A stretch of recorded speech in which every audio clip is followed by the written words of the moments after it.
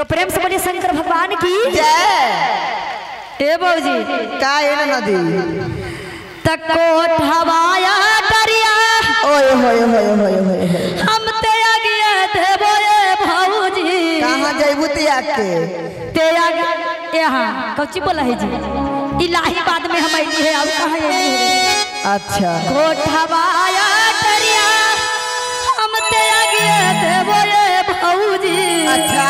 ते आगे देबो ए भौजी ते आगे देबो ए भौजी आ गुरु के चरण आम ते आगे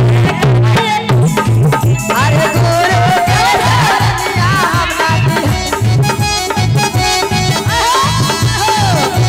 कोठवाया डरिया हम ते आगे देबो ए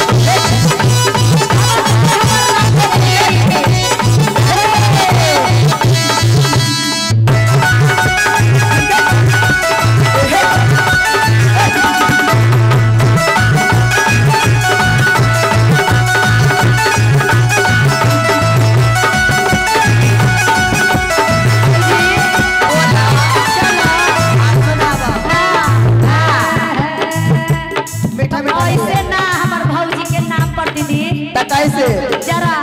बाबा के दरबार में खड़ी एक बार हो जाऊँ तो अच्छा दीदी खड़ा होके और चाचा जी क्या भैया बात है, खड़ा होके जी दीदी। ये दुल्हा सरकार राहुल दुल्हा काहे के अंतिम भजन है दोनों हाथ उठाइए जो बढ़िया लग रहा है भजन बाबा के दरबार में चाचा जी भैया जी जितना हमारे हैं गुरु बहना ए दीदी जय हो झूम के और कहना ये भौजी के लिए जरा झूम के दीदी ऐसे दीदी वैसे ना ए भौजी का सोना